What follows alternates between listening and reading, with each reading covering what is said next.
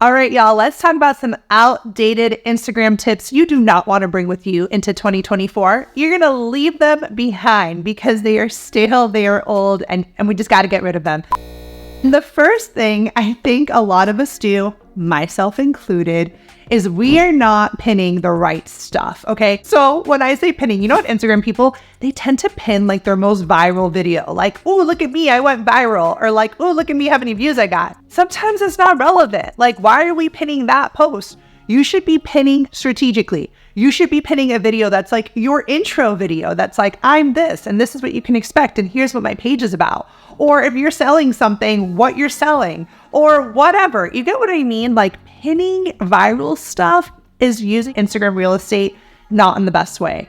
I think what we need to be doing instead is pinning information that is going to help drive your bottom line, whatever that may be. So another big change I think we're going to see is in the Instagram stories world. So the Sidewalker Daily team, we have a private membership community. It's called our Inner Circle.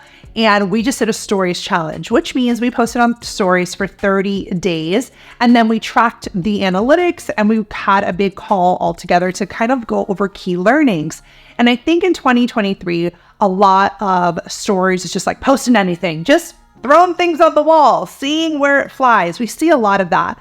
But I think now stories are going to be a little bit different. I think creators are going to be more intentional with their stories. So for example, today on the call, this one girl was like, oh yeah, like I used to wait for people to ask me for a link for something. She's like, no, now I'm going to just give them the link, not wait for someone to ask for it. Right. And maybe this link was to her Amazon shop or to somewhere else. I thought that was really smart and important feedback because she's being now more intentional with how she's posting her stories. And the same thing goes for our story highlights. Right now, the story highlights for a lot of creators are all over the place. They're just random, archaic, saved content. Some people have stories that are so old, and I'm not trying to call you out, but maybe that's you and you have stories that are like 300 weeks old or 100 weeks old. I say you give them a revamp, unpin them, unstory them, take them out of the highlight, and make sure your highlights are fresh. I think that we're going to see a lot more creators use that story highlight space in their navigation bar, more like a navigation bar of their website. So what do I mean by that? Instead of just having random highlights, we're going to make them more intentional. It's going to be like about, or services, or my favorite recommendations, or a gift guide, or how to work with me. Like, it's going to be more like what we would think of that navigation bar on a website, and stories are going to be a lot more intentional. Now, if you're a creator that's only doing reels because the reels phenomenon went up, I think in 2024, you may want to bring back other types of content. So Adam Mosseri, the CEO of Instagram, did make an announcement that he wanted to kind of bring the photo element back. Like, let's make this a photo app again and not just so short form focused. So in 2024, I think we can expect to see a lot more carousels, a lot more photos,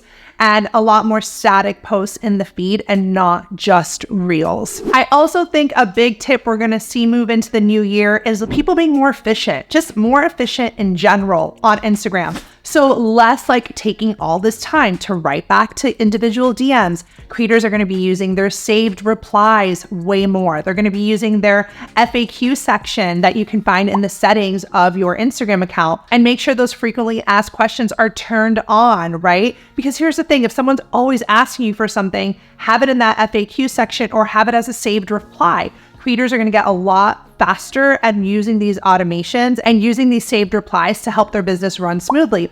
Interestingly enough, a big trend that we are seeing in the new year, I think, is the incorporation of tools like ManyChat, or creators saying, DM me for this link, or comment and I'll send you this link. We're seeing so much more of that. So now I think creators, instead of what we're doing in 2023, which is manual, I think we're going to get smarter and install tools like ManyChat that make it easier for your audience to get that link that they're looking for by commenting on your post. So I think we're going to see a big increase of efficiency. So hopefully that's a trend that you can ride, and doing it all yourself back in 2023.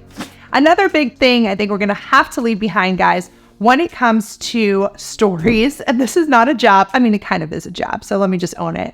You know, when everyone shares their reels to their story, I don't think we're going to be doing that as much. I feel like that's just a phase, like, watch my reel. People are going to be more intentional with stories, and I don't think we're going to want to use that space to promote a reel. All right, guys. So let me know in the comments below, what are some things we're going to leave behind in 2023, some outdated Instagram tips. What else is super outdated that we should not be doing in the new year? Let us know in the comments so we can all learn and grow together. And I will see you guys in the next video.